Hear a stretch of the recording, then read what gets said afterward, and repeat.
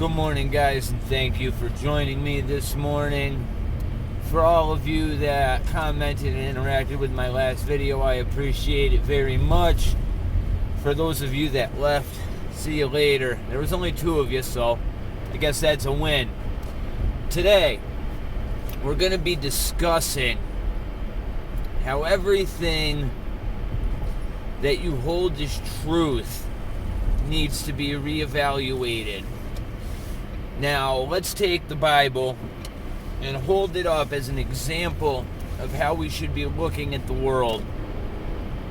The Bible tells us that the grand deception is so well engineered that even the elect themselves shall be deceived. Now, for any one thing to be the grand deception doesn't make sense to me at all. Rather, the only way to achieve a true illusion like we see cast upon society today is to engineer a system that allows this perversion of morals and character to take place. Now, when somebody has a foundation of truth, it is very difficult to ever destroy a structure built upon it. So in order to make the grand deception reality, from the time we enter this world, we are taught non-truths to be true. For example, and I've said this a million times, one of the first illusions that we are put under as children in Western society is the idea of Santa Claus.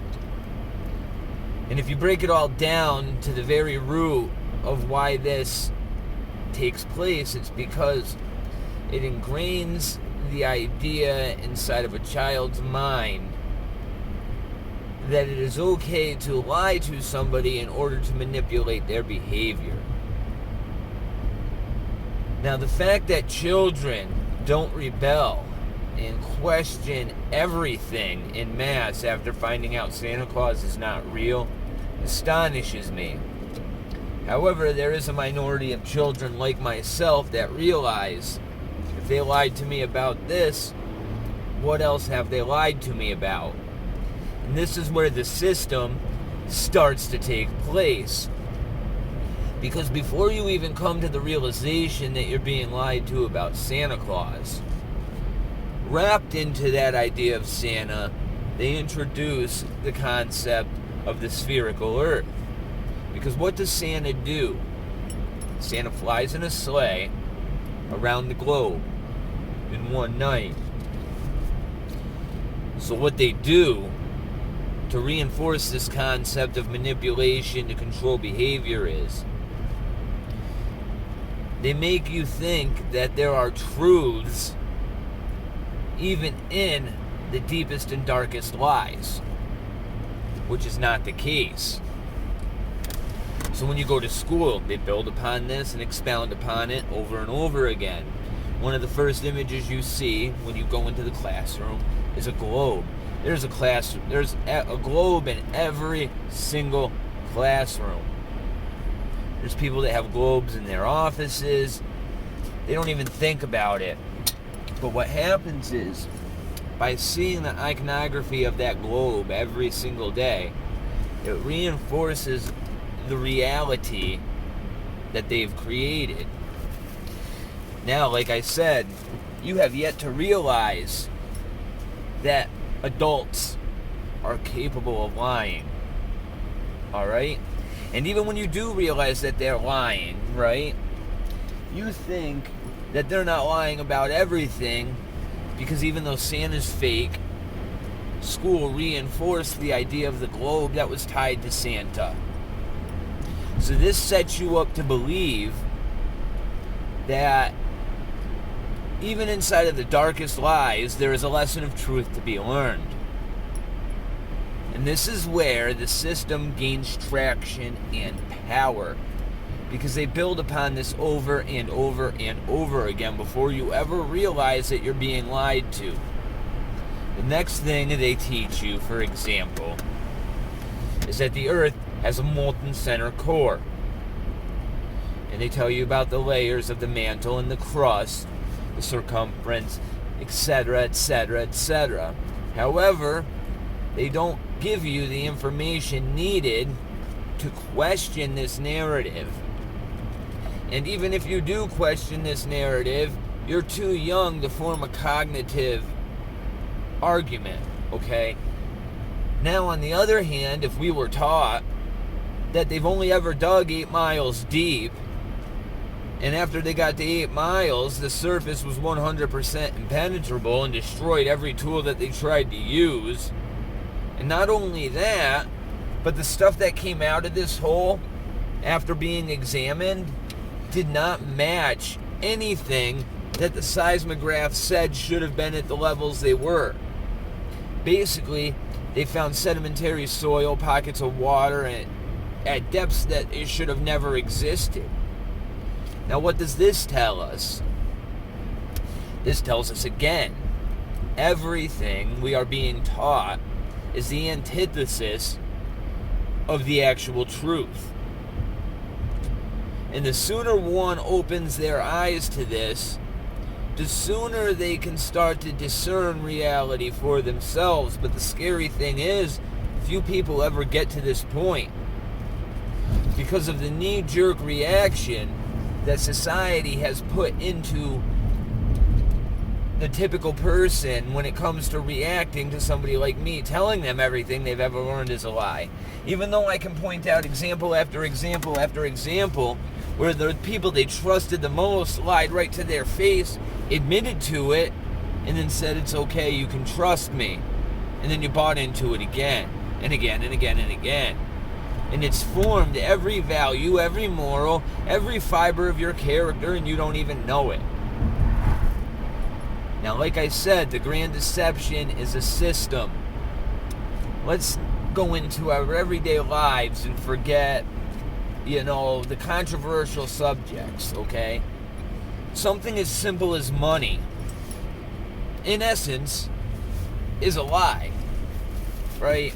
So in school, they teach us that money has a value, when in fact, money, the paper we use, the currency we use, represents the complete opposite. The bill that you're using to pay for your stuff is an instrument of debt. We are taught to believe over and over again in school that when we give somebody else this piece of paper, we are actually adding to the value of society, when in fact we are just contributing to its further destruction. Now, the only reason this is even possible is because, like I said, the grand delusion is set up by a system. So in 1913, they took away any tie of our money to true value and basically began the system of corruption, which would inevitably lead to our dollar being taken off of the gold standard later on. And what happened in doing so is it gave the Federal Reserve, which is another lie in and of itself because it is not federal nor is it a reserve. It's a private institution ran by private individuals with no accountability to the government. This organization gained total control over our nation's economic independence. And what they did is, every time they lend out money, let's say they give a bank $1,000, for example, well, they expect $1,100 back. So basically, they create something out of thin air that's worth $1,000. They give it to a bank, and they want $1,100 back. Well, what does that mean?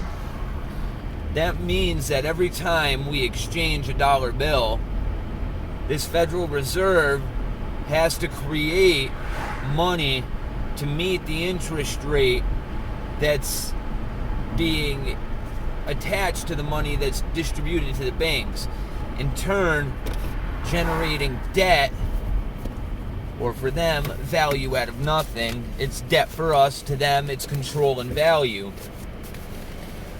Now, even fewer people realize that our birth certificates, which we are taught to represent our freedom, our autonomy, correct?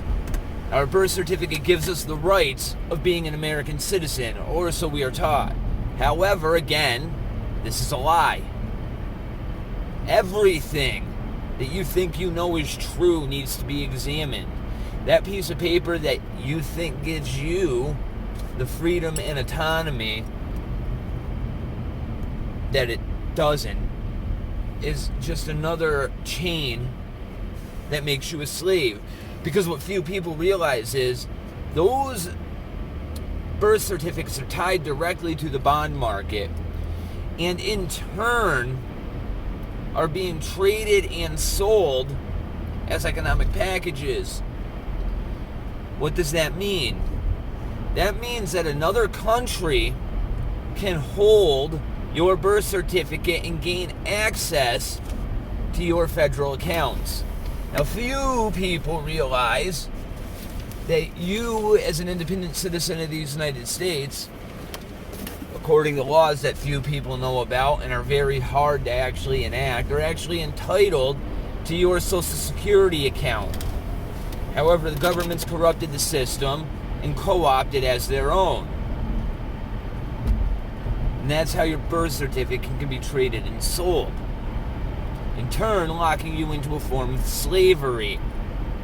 Again, it is an entire system set up to deceive the masses, and it touches every aspect of your life, whether it be religious, political, history, family, anything. It's all based on a foundation of lies if it's being presented to you with a mainstream narrative attached to it. It's just a simple fact. Now, we're going to touch on another thing that is an inherent lie.